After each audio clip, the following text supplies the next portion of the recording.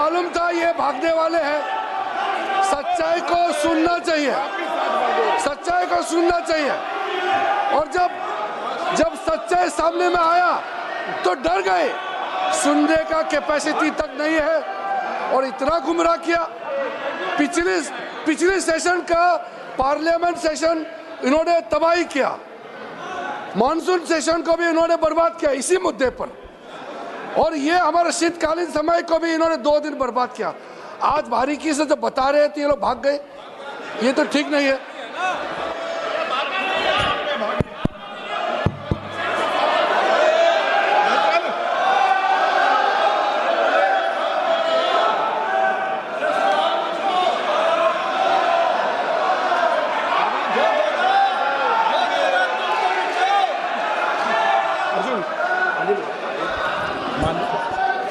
मान्यवर, ये 200 बार भी बहसकार करेंगे, एक भी अवैध घुसपैठियों को इस देश में हम वोट नहीं देंगे।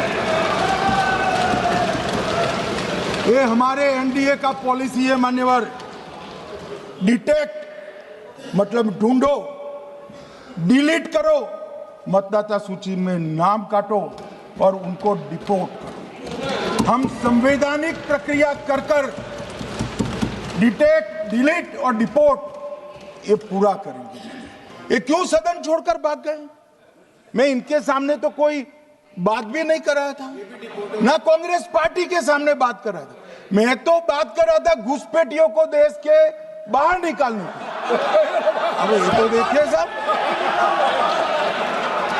अगर मैंने इतने सारे आरोप करे श्री जवाहरलाल नेहरू पर, इंदिरा गांधी पर, इनके पिताजी पर, सोनिया जी पर, तब भागते तो लाजिम था। ये घुसपैठियों को लिए भाग गए क्योंकि उनकी हमारी पॉलिसी है डिटेक्ट, डिलीट और डिपोर्ट।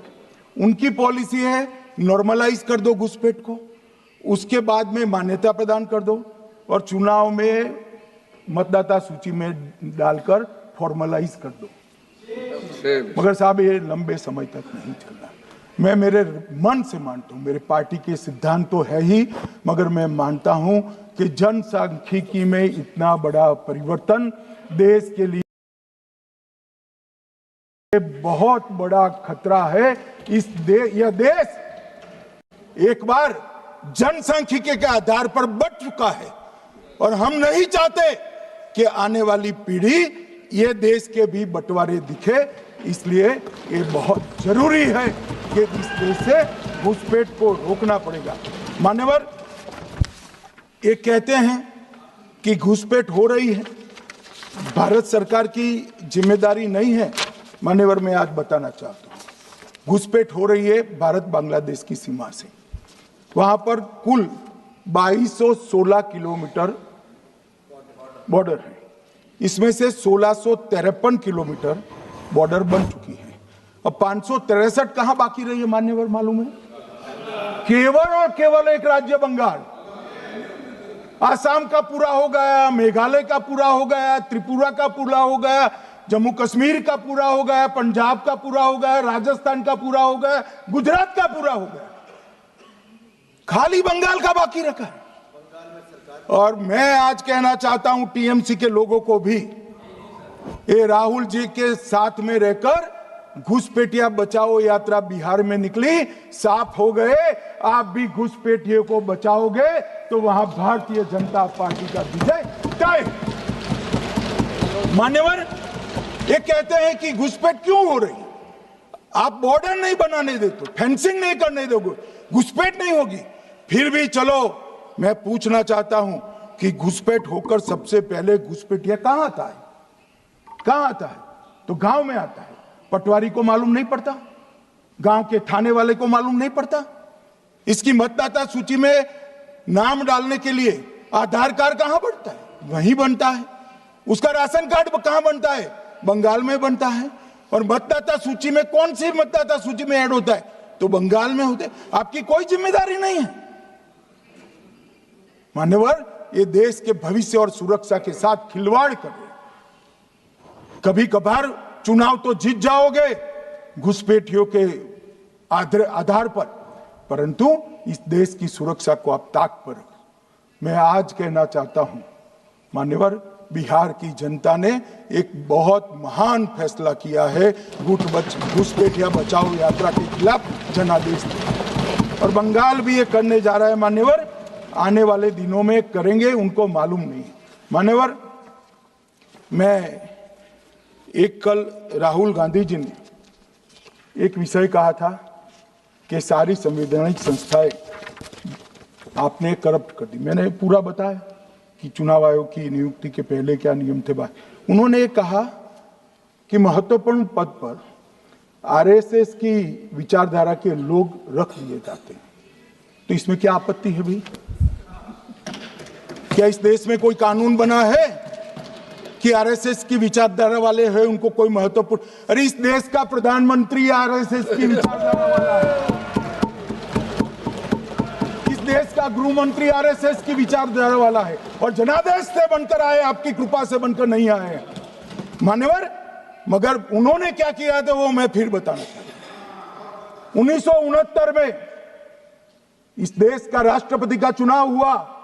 1969 में इंदिरा जी अपनी पार्टी के अंदर ही संघर्ष करती थी। पार्लियामेंट्री बोर्ड ने राष्ट्रपति के चुनाव के प्रतिनिधि के रूप में कांग्रेस पार्टी का अधिकृत उम्मीदवार बनाया श्री संजीव रेड्डी को, और इंदिरा जी ने प्रधानमंत्री रहते हुए अपने पार्टी के मैंडेट को ही डिफाई कर कहा कि राष्ट्रपति का चुनाव में वोटिंग अंतर आत्मा की आवाज से करनी चाहिए, और उन्होंने श्री वीवी गिरी को प्रत्याशी बनाया मान्यवर। और फिर हुआ क्या?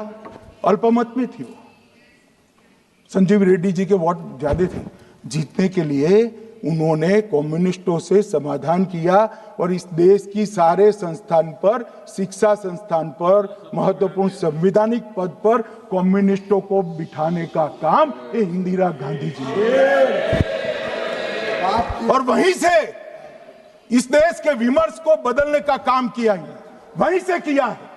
वामपंथी विचारधारा इस देश के प्रकृति को, इस देश के स्वभाव को, इस देश की जनता को स्वीकार्य नहीं है, और इसीलिए वामपंथी लुप्त हो गए मान्यवर। उन्होंने इस देश के युवा धन को वामपंथी विचारधारा पर डाइवर्ट करने का काम किया है, जो 2014 से फिर से नरेंद्र मोदी जी ने इसको एक अच्छी तरीके से, लोकतांत्रिक तरीके से परिष्कृत करने का काम कर रहे हैं मान्यवर। और ये कह रहे हैं कि आरएसएस के विचारधारा वालों को रखते हैं। कोई ऐसा कानून नहीं है मान्यवर कि आरएसएस की विचारधारा वाला व्यक्ति कोई, आरएसएस की विचारधारा क्या है? देश के लिए मरना ही आरएसएस की विचारधारा। देश को समृद्धि के परम शिखर पर ले जाना ही आरएसएस की विचारधारा है। देश की संस्कृति का झंडा बुलंद करना ही आरएसएस की विचारधारा। ये क्या समझाते हैं? हम ऐसे मान लेंगे? हम नहीं डरते साहब किसी से, हम नहीं डरते। मैं मेरी ही बात करता हूं।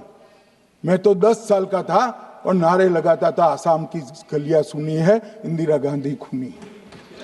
हम तो वहां से लड़ते लड़ते आए हैं, हम नहीं डरते मान्यवर। और मान्यवर, इन्होंने कहा कि वोट चोरी से जीतते हैं, वोट चोरी से नहीं जीते हैं।